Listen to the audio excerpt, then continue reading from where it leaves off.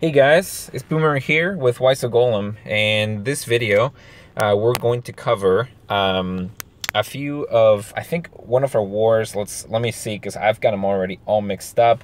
So I actually, sorry guys, I actually had recorded already the war against Anonymous and the war against Cyber Mafia.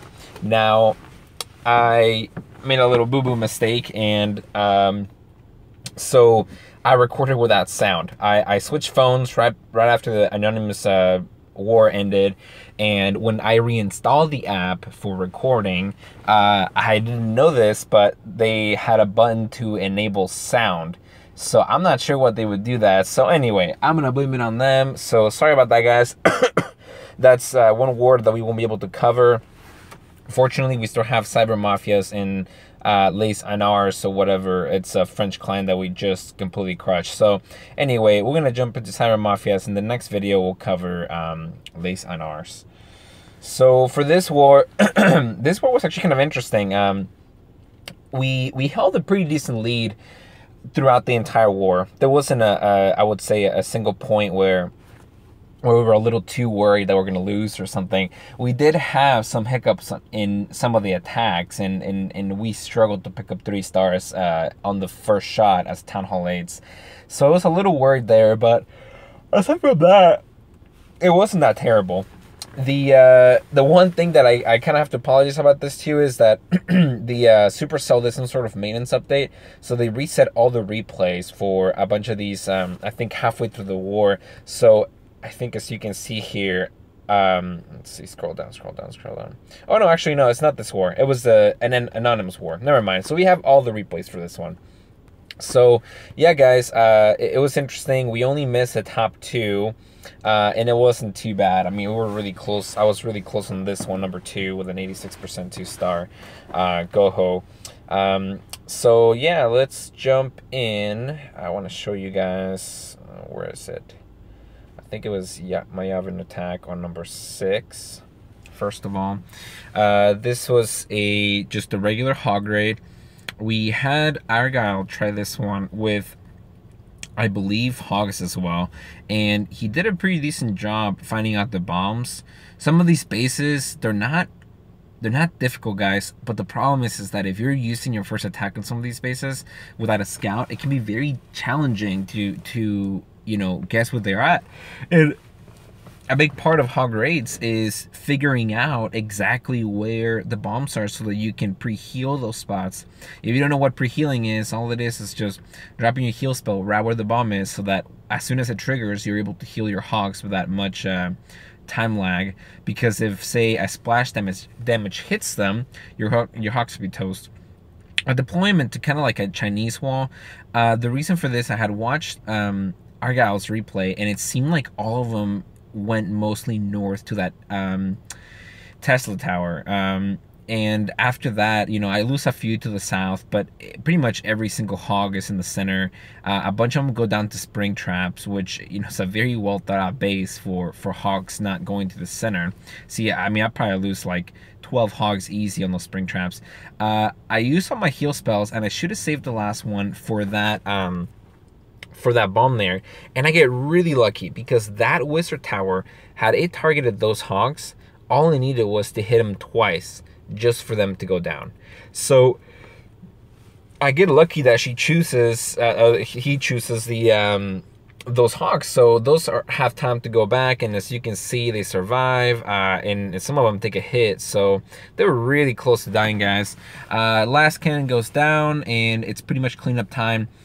Something that, you know, in the next video that we're gonna cover, it was kind of like a practice war that we did, is I'm gonna analyze some of the hog raids that we did. I feel like all of us as a clan with hogs that have been using level 4 hogs are getting a lot better at killing the clan castle without the need of poison. Oh, sorry guys, I'm so tired today.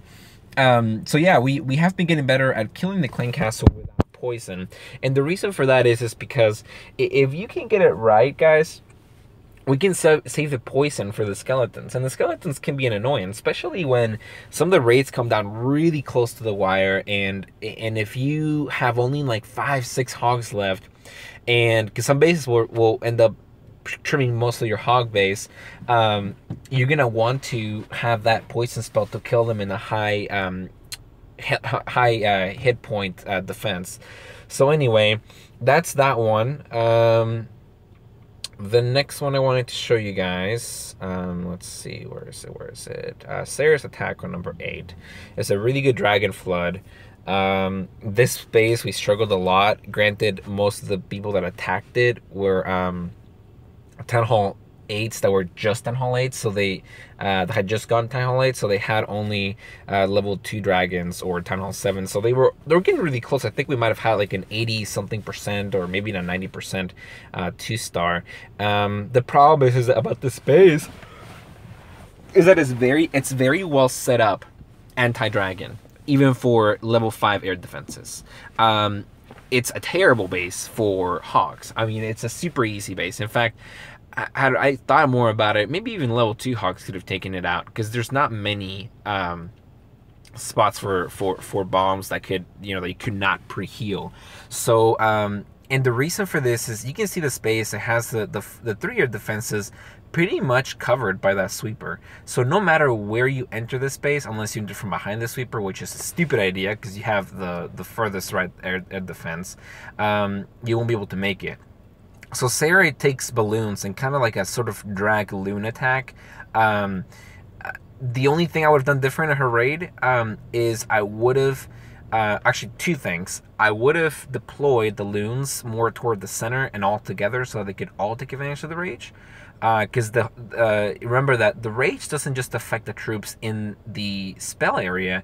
You can actually use the rage and it will help you with the troops later on. Like it basically, there's like some excess effect on them. So she actually gets down to only 3 dragons. There's no air defenses left or anything like that that could kill the dragons.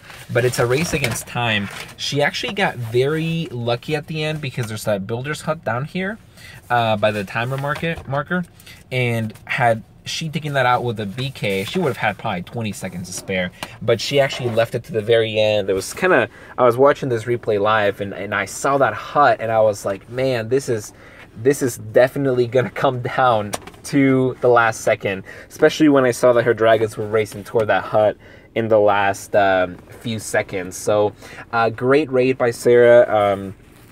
She had an excellent war. I believe she had a perfect war. Let me double check. This war was very difficult. Yeah, against number 7. It was a very difficult war for our Town Hall. A very difficult war for our Town Hall 8 accounts that were lower without Hawks, because just a lot of these bases were very well guarded against dragons. With that said, and I won't cover any more replays. Aside from that, there were some good raids, but there weren't any absolutely stellar raids aside from that. Mostly just small cleanup raids. But something to notice, guys, is when you're building a base, you're going for balance. Oh, here, getting some requests here. But if you're building a base, you want to go for balance. A lot of the bases in Town Hall 8, and I remember because I still have a couple accounts, one account in Town Hall 8, a lot of bases, they try and like go really heavy anti-dragons.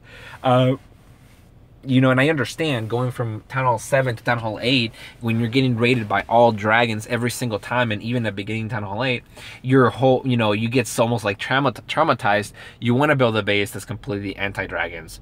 So I don't blame people that do that. At the same time, though, a lot of bases that are built super anti-dragons, that are almost impossible with dragons, have so many flaws that you could even do them with like level 3 hogs, even level 2 guys. I'm not saying I advocate using that because not the best troops, but I'm just saying, you know, when you build your base, make sure there's some balance involved. We have been working a lot with our members to get them to make anti-3-star bases. So please keep that in mind when you're building your base.